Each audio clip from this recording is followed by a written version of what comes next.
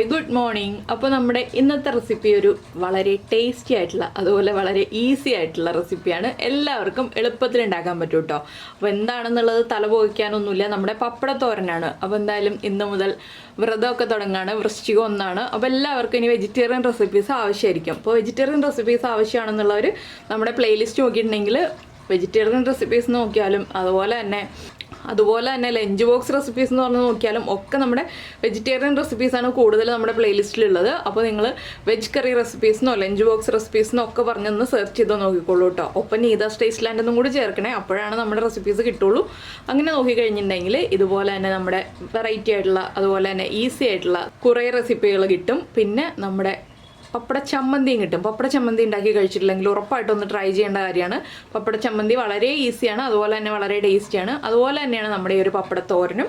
അപ്പോൾ നിങ്ങൾ ഈ പപ്പടത്തോരൻ്റെ റെസിപ്പി നോക്കി ഉണ്ടാക്കി കഴിച്ചിട്ട് ഇഷ്ടമായോ ഇല്ലയോ എന്ന് പറയണം കേട്ടോ. അപ്പോൾ നമുക്ക് എങ്ങനെയാണ് പപ്പടത്തോരൻ റെഡിയാക്കുന്നതെന്ന് നോക്കാം. നമുക്ക് നമ്മുടെ ഇൻഗ്രീഡിയൻസ് നോക്കാം. നമ്മളിപ്പോൾ ഇതാ ഈ ഒരു വലിപ്പത്തിലുള്ള 7 പപ്പടം എടുത്തിട്ടുണ്ട്. സാധാരണ വലിപ്പത്തിലുള്ള 7 പപ്പടം. വലിയ പപ്പടമാണെങ്കിൽ ഒരു 5 എണ്ണം മതി. അതിലേക്കായിട്ട് 4 ഉള്ളി എടുത്തിട്ടുണ്ട്. 6 വറ്റൽമുളക് ഞാൻ എടുത്തിട്ടുണ്ട്. 6 വറ്റൽമുളക് എന്ന് പറഞ്ഞാൽ നമുക്ക് വറവിടാനും അതുപോലെ തന്നെ അരയ്ക്കാനും ചേർത്തിട്ടാണ് നമ്മൾ 6 വറ്റൽമുളക് എടുത്തിട്ടുള്ളത്. നിങ്ങളുടെ എരിവനുസരിച്ച് വറ്റൽമുളകിൻ്റെ എണ്ണം വ്യത്യാസം വരുത്താട്ടോ. ഇത് കുറച്ച് എരിവുള്ള തോരനാണ്. പിന്നെ എടുത്തിരിക്കുന്നത് കുറച്ച് കറിവേപ്പില, അതുപോലെ തന്നെ ഒരു 1/4 കപ്പ് തേങ്ങ ചിരവിയത്. അപ്പോൾ ആദ്യം നമുക്ക് എന്താ ചെയ്യേണ്ടതെന്ന് വെച്ചിട്ടുണ്ടെങ്കിൽ ഈ പപ്പടം ചെറുതായിട്ട് കട്ട് ചെയ്ത് ഒന്ന് ഫ്രൈ ചെയ്തെടുക്കണം. അതിന് ശേഷം വേണം നമ്മുടെ തോരൻ റെഡിയാക്കാൻ. അപ്പോൾ ഫ്രൈ ചെയ്യുമ്പോൾ നിങ്ങൾക്ക് ഇഷ്ടമുള്ള രീതിയിൽ ഫ്രൈ ചെയ്യാം.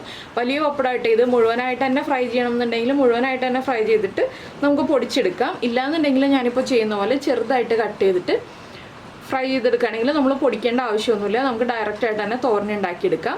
അതിനുശേഷം നമ്മുടെ അരപ്പ് റെഡിയാക്കാം നമുക്ക്. അപ്പോൾ പപ്പടം ഫ്രൈ ചെയ്ത് കഴിഞ്ഞിട്ട് നമുക്ക് നമ്മുടെ അരപ്പ് റെഡിയാക്കിയെടുക്കാം. അതിനുശേഷം ഉടനെ തന്നെ തോരനാക്കാം. അപ്പോൾ ആദ്യം പപ്പടം ഫ്രൈ ചെയ്യാനായിട്ട് ചെറുതായിട്ട് കട്ട് ചെയ്തെടുക്കട്ടെ. ഇപ്പോൾ ഇതാ നമ്മുടെ പപ്പടം ഈ വലിപ്പത്തിൽ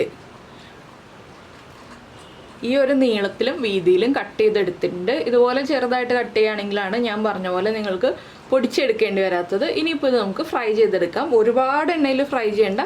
ഈ പപ്പടം ഫ്രൈ ആവാൻ ആവശ്യമായിട്ടുള്ള കുറച്ച് വെളിച്ചെണ്ണയിൽ നമുക്ക് ഫ്രൈ ചെയ്തെടുക്കാം. അപ്പോൾ നമ്മൾ ഒരു പാൻ ചൂടാക്കാൻ വെച്ചിട്ടുണ്ട്. ഇതിലേക്ക് നമുക്ക് വെളിച്ചെണ്ണ തന്നെ ചേർത്ത് കൊടുക്കാം. എന്താണെന്ന് വെച്ചാൽ വെളിച്ചെണ്ണയിൽ ഫ്രൈ ചെയ്യുമ്പോഴാണ് ഇതിന് ടേസ്റ്റ് ഉണ്ടാവുക. അപ്പോൾ കുറച്ച് വെളിച്ചെണ്ണ ഞാൻ ചേർത്തിട്ടുണ്ട്. കുറച്ചായിട്ട് ഒരു 4-5 ബാച്ചായിട്ടാണ് നമ്മൾ ഫ്രൈ ചെയ്തെടുക്കാൻ പോകുന്നത് പപ്പടം. അല്ലെങ്കിൽ കൂടുതൽ എണ്ണ ഒഴിച്ചിട്ട് പപ്പടം കാച്ചിയെടുക്കില്ലേ നമ്മൾ മുഴുവനായിട്ട്, ഞാൻ നേരത്തെ പറഞ്ഞതുപോലെ അതുപോലെ കാച്ചിയെടുക്കാം. അപ്പോൾ പപ്പടത്തോരൻ കാണാൻ അത്രയ്ക്ക് അങ്ങോട്ട് ഭംഗി ഉണ്ടാവില്ല. അതുകൊണ്ടാണ് നമ്മൾ ഇതുപോലെ ചെയ്യുന്നത്. ഇനിയിപ്പോൾ നമുക്ക് കുറച്ചായിട്ട് പപ്പടം ഇട്ടിട്ട് ഫ്രൈ ചെയ്തെടുക്കണം. ഒന്ന് എണ്ണ നന്നായി ചൂടായി വരട്ടെ. ഈ എണ്ണ ബാക്കി ഉണ്ടെങ്കിൽ നമുക്ക് കളയേണ്ട ആവശ്യമില്ല കേട്ടോ. ഈ എണ്ണയിൽ തന്നെ നമ്മുടെ തോരൻ്റെ ബാക്കിയുള്ള അരപ്പൊക്കെ നമുക്ക് ചൂടാക്കി എടുക്കാം. അതുകൊണ്ട് തന്നെ പപ്പടം ഫ്രൈ ചെയ്തിട്ട് ബാക്കിയുള്ള എണ്ണ ഉണ്ടെങ്കിൽ അത് നമ്മൾ വേസ്റ്റ് ആക്കി കളയേണ്ട ആവശ്യമില്ല. ഇപ്പോൾ ഞാൻ ഒരു പപ്പടം ഇട്ട് നോക്കട്ടെ, ചൂടായിട്ടുണ്ട്. നമുക്ക് ബാക്കിയുള്ള പപ്പടം കുറച്ചായിട്ട് ഇട്ടിട്ട് ഫ്രൈ ചെയ്തെടുക്കാം.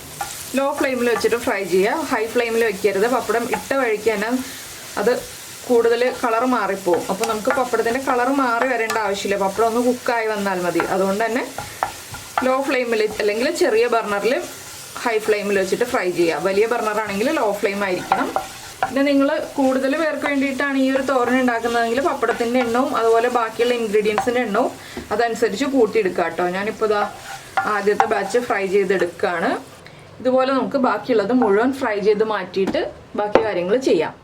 അപ്പോൾ ഇങ്ങനെ ഫ്രൈ ചെയ്ത് പപ്പടം കഴിക്കാൻ തന്നെ എല്ലാവർക്കും ഇഷ്ടമായിരിക്കുമല്ലേ. നമ്മൾ നല്ല ഭംഗിയിലൊക്കെ മുറിച്ചെടുത്തിട്ട് ഫ്രൈ ചെയ്തെടുക്കുമ്പോൾ അത് കഴിക്കാനും നല്ല ഇഷ്ടമായിരിക്കും. പിന്നെ നമ്മുടെ ചൈനീസ് റെസിപ്പീസൊക്കെ ചെയ്യുമ്പോൾ ഗാർണിഷ് ചെയ്യാനായിട്ട് ഇതുപോലെ പപ്പടം തിന്നായിട്ട് കട്ട് ചെയ്ത് ഫ്രൈ ചെയ്തെടുക്കാറുണ്ട്. അത് കഴിക്കാനൊരു പ്രത്യേക ടേസ്റ്റാണ് കേട്ടോ. എന്തായാലും നിങ്ങൾ കുട്ടികൾക്ക് ചോറിൻ്റെ കൂടെ കൊടുക്കാനൊക്കെ ഇതുപോലെ പപ്പടം ഫ്രൈ ചെയ്ത് കൊടുക്കാറില്ലാന്നുണ്ടെങ്കിൽ ഇതുപോലെ കട്ട് ചെയ്തിട്ട് ഫ്രൈ ചെയ്ത് കൊടുക്കൂ. കുട്ടികൾക്ക് പപ്പടം കാച്ചി കൊടുക്കുന്നതിനേക്കാൾ കുറച്ചുകൂടി ഒരു ചേഞ്ച് ആയിട്ട് ഇഷ്ടപ്പെടും. അപ്പോൾ നമ്മൾ എല്ലാ ദിവസവും ഒരുപോലെ പപ്പടം കാച്ചുന്നതിനേക്കാൾ ടേസ്റ്റ് ആയിരിക്കും, ഇങ്ങനെ വെറൈറ്റി ആയിരിക്കും ഇതുപോലെ പല രീതിയിൽ പപ്പടം കട്ട് ചെയ്തിട്ട് ഫ്രൈ ചെയ്തെടുക്കുന്നത്. അപ്പോൾ ഞാനിത് മുഴുവൻ ഫ്രൈ ചെയ്തെടുക്കട്ടെ. അതിന് ശേഷം ബാക്കിയുള്ള കാര്യങ്ങൾ പറയാം കേട്ടോ. നമ്മുടെ പപ്പടം എല്ലാം നമ്മൾ കാച്ചി എടുത്തിട്ടുണ്ട്. ഇനി നമുക്ക് ഇതിൻ്റെ അരപ്പ് റെഡിയാക്കി എടുക്കാം. അരപ്പ് റെഡിയാക്കാനായിട്ട് 2 ഓപ്ഷൻസ് ഉണ്ട് കേട്ടോ. എന്താണെന്ന് വെച്ചാൽ നിങ്ങളുടെ കയ്യിൽ ചതച്ച വറ്റൽമുളക് ഉണ്ടെന്നുണ്ടെങ്കിൽ ആ വറ്റൽമുളക് ചതച്ചത് ലാസ്റ്റ് ചേർത്ത് കൊടുത്താൽ മതി. ഞാനിപ്പോൾ മുഴുവൻ വറ്റൽമുളക് ചേർക്കുന്നതുകൊണ്ട് ആദ്യം അതൊന്ന് ക്രഷ് ചെയ്തെടുക്കുകയാണ്. ഒരു 4 വറ്റൽമുളക് നമുക്ക് എടുക്കാം. എന്താണെന്ന് വെച്ചാൽ നമ്മുടെ എരിവനുസരിച്ച് വറ്റൽമുളക് ചേർക്കണം. കുറച്ച് എരിവുള്ള റെസിപ്പിയാണിത്. അപ്പോൾ ആദ്യം വറ്റൽമുളകൊന്ന് ക്രഷ് ചെയ്തെടുക്കാം. അതിനുശേഷം നമുക്ക് ബാക്കിയുള്ള കാര്യങ്ങൾ ഇതിലേക്ക് ആഡ് ചെയ്യാം. ഇപ്പോൾ നമ്മുടെ വറ്റൽമുളക് നമ്മളിതാ ഇതുപോലെ ഒന്ന് ചതച്ചെടുത്തിട്ടുണ്ട്. ഇതിലേക്ക് ഇനി നമ്മൾ എടുത്തു വെച്ചിരിക്കുന്ന ഉള്ളി, അതുപോലെ തന്നെ ഒരു തണ്ട് കറിവേപ്പില, പിന്നെ ചേർക്കുന്നത് നമ്മുടെ തേങ്ങ ചിരവിയത്, ഒരു 1/4 ടീസ്പൂൺ മഞ്ഞൾപ്പൊടിയും. ഇനി നമുക്കിതെല്ലാം ചേർത്ത് തോരൻ്റെ പാകത്തിലൊന്ന് ഒതുക്കിയെടുക്കാം. അപ്പോൾ നമ്മളെല്ലാം ചേർത്തിട്ട് ഇതുപോലെ തോരൻ്റെ പാകത്തിലാക്കി എടുത്തിട്ടുണ്ട്. അപ്പോൾ പപ്പടത്തോരനിൽ ജീരകം ചേർക്കില്ല കേട്ടോ. പപ്പടവും ജീരകവും തമ്മിൽ അത്ര ചേർച്ചയല്ല, അതുകൊണ്ടാണ് ജീരകം ചേർക്കാത്തത്. നിങ്ങൾക്ക് ജീരകത്തിൻ്റെ ഫ്ലേവർ താല്പര്യമുണ്ടെങ്കിൽ ഒരു 2 പിഞ്ച് ജീരകവും കൂടി ചേർക്കാം. നല്ല ജീരകം, നമ്മുടെ ക്യുമിൻ സീഡ്സ്. ഇനി നമുക്ക് തോരൻ റെഡിയാക്കാൻ തുടങ്ങാം. ഇതിലേക്ക് നമുക്ക് വേണ്ട വേറൊരു ഇൻഗ്രീഡിയൻ്റ് ആണ് നമ്മുടെ ഉഴുന്നുപരിപ്പ്. ഉഴുന്നുപരിപ്പ് ഇല്ലാന്നുണ്ടെങ്കിൽ അരി ചേർക്കാം. അരിക്ക് പകരം ഉഴുന്നുപരിപ്പാണെങ്കിൽ കൂടുതൽ ടേസ്റ്റ് ഉണ്ടാവും. അപ്പോൾ നമുക്കിനി നമ്മൾ പപ്പടം ഫ്രൈ ചെയ്ത എണ്ണയിലേക്ക് തന്നെ ബാക്കിയുള്ള കാര്യങ്ങൾ ചേർക്കാം. ഇപ്പോൾ നമ്മൾ പപ്പടം ഫ്രൈ ചെയ്തെടുത്ത എണ്ണയിൽ ഇത്രയും എണ്ണ ബാക്കിയുണ്ട്. ഈ എണ്ണയിലേക്കാണ് ഞാനിപ്പോൾ കടുക് ചേർക്കാൻ പോകുന്നത്. പപ്പടത്തിൻ്റെ പൊടിയാണ് കേട്ടോ ഇതുള്ളത്, അല്ലാതെ നമ്മൾ വേറെ ഒന്നും ചെയ്തതല്ല. പപ്പടം ഫ്രൈ ചെയ്തെടുത്ത എണ്ണ തന്നെയാണ്. ഇതിലേക്കൊരു 1/2 ടീസ്പൂൺ കടുക് ചേർത്ത് കൊടുക്കാം. കടുക് ഒന്ന് പൊട്ടി തുടങ്ങട്ടെ. അപ്പോൾ നമ്മുടെ കടുക് പൊട്ടിക്കൊണ്ടിരിക്കുന്നുണ്ട്. ഇതിലേക്ക് നമുക്ക് ഒരു 1.5 ടേബിൾ സ്പൂൺ ഉഴുന്ന് ചേർത്ത് കൊടുക്കാം. ഉഴുന്ന് ബോളായാലും പരിപ്പായാലും കുഴപ്പമില്ല കേട്ടോ. ഉഴുന്ന് ബോളാണെങ്കിൽ കൂടുതൽ ഭംഗി ഉണ്ടാവും കാണാൻ. ഉഴുന്ന് പരിപ്പാണെങ്കിലും ടേസ്റ്റ് സെയിം തന്നെയാണ്. ഇത് രണ്ടും ഇല്ലാന്നുണ്ടെങ്കിൽ മാത്രം അരി ചേർത്ത് കൊടുക്കാം. ഇനി ഉഴുന്നിൻ്റെ കളർ ഒന്ന് മാറി വരുന്നത് വരെ ഒന്ന് ഇളക്കി കൊടുക്കുക. അതുപോലെ തന്നെ നമ്മൾ ഈ തോരനിൽ ഉള്ളിക്ക് ഓരോ സവോള ചേർത്തിട്ടുണ്ടെങ്കിൽ പെർഫെക്റ്റ് ആവില്ല കേട്ടോ. ഉള്ളി തന്നെ ചേർക്കണം. ഉഴുന്നൊക്കെ ഇടയ്ക്ക് തോരനിൽ കഴിക്കാൻ കിട്ടുമ്പോൾ നല്ല ടേസ്റ്റ് അല്ലേ, അതുകൊണ്ടാണ് ഉഴുന്ന് ചേർത്ത് കൊടുക്കുക എന്ന് പറഞ്ഞത്. നമ്മളെല്ലാ തോരനിലും ചേർക്കാറില്ല. നിങ്ങൾക്കറിയാം, എൻ്റെ വീഡിയോ നേരത്തെ കണ്ടിട്ടുണ്ടെങ്കിൽ നമ്മൾ ചില തോരനുകളിൽ മാത്രമേ ഇതൊക്കെ ചേർക്കാറുള്ളൂ. നമ്മുടെ ഉഴുന്നിൻ്റെ കളറൊക്കെ ഒന്ന് മാറി തുടങ്ങുന്നുണ്ട്. നമുക്കിനി വറ്റൽമുളക് ചേർത്ത് കൊടുക്കാം. ഒരു 2 വറ്റൽമുളക് ചെറുതാക്കിയിട്ട് ചേർത്ത് കൊടുക്കാം. അതുപോലെ തന്നെ ഒരു തണ്ട് കറിവേപ്പില, ഇതും കൂടി ചേർത്തിട്ട് ഇനി നമുക്ക് നമ്മൾ അരച്ചു വെച്ചിരിക്കുന്ന അരപ്പ് ഇതിലേക്ക് ചേർത്ത് കൊടുക്കണം. എന്താണെന്ന് വെച്ചാൽ നമ്മുടെ ഉള്ളിയുടെ ആ റോ ടേസ്റ്റും മഞ്ഞൾപ്പൊടിയുടെ റോ ടേസ്റ്റും ഒക്കെ ഒന്ന് മാറി വരാനാണ് നമ്മളിപ്പോൾ അരപ്പ് ചേർത്ത് കൊടുക്കുന്നത്. പിന്നെ നിങ്ങൾക്ക് നല്ല കളർ വേണം തോരണമെന്നുണ്ടെങ്കിൽ കുറച്ച് കാശ്മീരി ചില്ലി പൗഡർ ചേർക്കാം കേട്ടോ. ഞാനിപ്പോൾ ഒരു 2 പിഞ്ച്, 1/4 ടീസ്പൂൺ ചേർക്കുന്നില്ല, 2 പിഞ്ച് കാശ്മീരി ചില്ലി പൗഡർ ചേർക്കുന്നുണ്ട്. എരിവിനല്ല, കളറിന് വേണ്ടി മാത്രം. അത് ഓപ്ഷണലാണ്, നിങ്ങൾക്ക് വേണമെങ്കിൽ മാത്രം ചേർത്താൽ മതി. ഈ അരപ്പ് ചേർത്തൊന്ന് നന്നായിട്ട് ഇളക്കുക. ഇപ്പോൾ കണ്ടോ, എണ്ണയൊക്കെ ആവശ്യത്തിനേ ഉള്ളൂ. എണ്ണയൊന്നും കൂടുതലായിട്ട് നമ്മൾ ചേർത്തിട്ടില്ല. ഈ തേങ്ങയൊന്ന് കുക്കായി വരാനുള്ള എണ്ണ മാത്രമേ ഉള്ളൂ. ഇപ്പോൾ തന്നെ നമുക്ക് നമ്മുടെ കാശ്മീരി ചില്ലി പൗഡറും കൂടി ചേർത്ത് കൊടുക്കാം. ചെറിയൊരു കളർ ചേഞ്ച് വരും നമ്മുടെ തോരന്. ഒരുപാട് കളർ ചേഞ്ച് വരില്ല, ചെറുതായിട്ടൊന്ന് കളർ ചേഞ്ച് വരും. ഇപ്പോൾ ഉപ്പ് ചേർക്കരുത് കേട്ടോ. എന്താണെന്ന് വെച്ചിട്ടുണ്ടെങ്കിൽ ലാസ്റ്റ് നമ്മുടെ പപ്പടവും കൂടി മിക്സ് ആയി കഴിഞ്ഞിട്ട് നമ്മൾ ഉപ്പ് ചേർത്താലാണ് നമ്മുടെ തോരൻ്റെ ഉപ്പ് നമുക്ക് കറക്റ്റ് ചെയ്യാൻ പറ്റുക.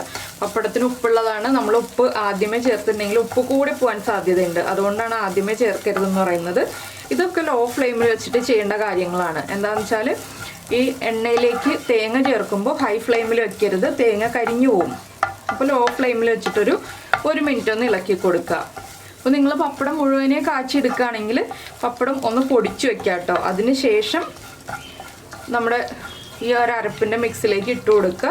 ഇല്ലെങ്കിൽ ഞാനിപ്പോൾ കട്ട് ചെയ്ത് വെച്ചതുപോലെ കട്ട് ചെയ്ത് ഫ്രൈ ചെയ്തെടുക്കുകയാണെന്നുണ്ടെങ്കിൽ നമുക്ക് ഡയറക്റ്റ് ആഡ് ചെയ്ത് കൊടുക്കാം, പൊടിക്കേണ്ട ആവശ്യമൊന്നുമില്ല. ഇപ്പോൾ നമ്മുടെ തേങ്ങയൊക്കെ ഒന്ന് ചൂടായി വന്നിട്ടുണ്ട്. ആ മുളക് പൊടിയുടെ റോ ടേസ്റ്റും അതുപോലെ മഞ്ഞൾപ്പൊടിയുടെ റോ ടേസ്റ്റും ഒക്കെ ഒന്ന് മാറി വരുന്നുണ്ട്. നമുക്കിനി ഇതിലേക്ക് നമ്മൾ വറുത്ത് വെച്ചിരിക്കുന്ന പപ്പടം ചേർത്ത് കൊടുക്കാം. അതിനുശേഷം നന്നായിട്ടൊന്ന് ഇളക്കി മിക്സ് ചെയ്യുക. ഇളക്കുമ്പോൾ പപ്പടം ചെറുതായിട്ടൊക്കെ ഒന്ന് ഉടഞ്ഞൊക്കെ വരും കേട്ടോ. അതൊന്നും കുഴപ്പമില്ല. ഒന്ന് ഉടഞ്ഞ് വന്നില്ല എന്നുണ്ടെങ്കിൽ നമ്മളൊന്ന് ഉടച്ചെടുക്കുക. ഒരുപാട് ഉടയണ്ട. ഈ ഒരു തോരനൊക്കെ നമ്മൾ ചൂടോടുകൂടി തന്നെ കഴിക്കുക കേട്ടോ. ചൂട് മാറിയിട്ട് കഴിക്കുന്നതിനേക്കാൾ ടേസ്റ്റ് ചൂടോടുകൂടി കഴിക്കുന്നതാണ്. അപ്പോൾ ഇനി നമുക്ക് ഉപ്പ് ചെക്ക് ചെയ്യാം. ഒരു പപ്പടവും കൂടി ചേർത്ത് ഉപ്പ് ചെക്ക് ചെയ്യണം. അപ്പോൾ ഉപ്പ് കുറവായിരിക്കും. എന്താണെന്ന് വെച്ചാൽ പപ്പടത്തിൻ്റെ ഉപ്പ് നമ്മുടെ തേങ്ങയിലേക്ക് പിടിക്കാനുള്ള സമയമൊന്നും നമ്മൾ കൊടുത്തിട്ടില്ല, അടച്ചു വയ്ക്കുന്നൊന്നുമില്ലല്ലോ. അപ്പോൾ ഉപ്പ് ചെക്ക് ചെയ്തിട്ട് ആവശ്യമായ ഉപ്പ് ചേർത്ത് കൊടുക്കണം.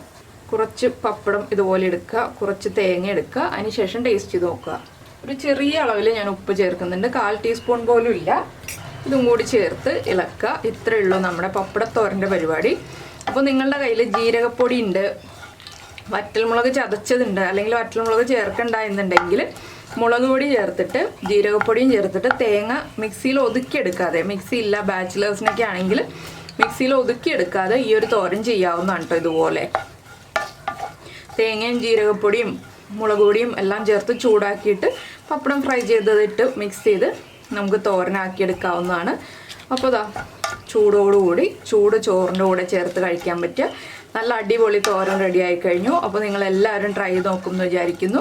ഞാൻ ഫ്ലെയിം ഓഫ് ചെയ്യാണ്, ഇനി നമുക്ക് സെർവ് ചെയ്യാനേ ഉള്ളൂ. അപ്പോൾ എന്തായാലും നിങ്ങളെല്ലാവരും ട്രൈ ചെയ്ത് നോക്കിയിട്ട് ഇഷ്ടമായി കഴിഞ്ഞിട്ടുണ്ടെങ്കിൽ ഫീഡ്ബാക്കൊക്കെ ഒന്ന് അറിയിക്കുക. അതുപോലെ തന്നെ ഇഷ്ടമായോ ഇല്ലയോ എന്നുള്ളത് ഒന്ന് ലൈക്ക് ചെയ്ത് വിടണം കേട്ടോ. അപ്പോൾ ലൈക്സിൻ്റെ എണ്ണമൊക്കെ കാണുമ്പോൾ അറിയാൻ പറ്റും ഇത്ര പേർക്ക് ഇഷ്ടമായി എന്നുള്ളതൊക്കെ. അതുകൊണ്ടാണ് ഒന്ന് ലൈക്ക് ചെയ്തും കൂടി വിടണം എന്ന് പറഞ്ഞത്.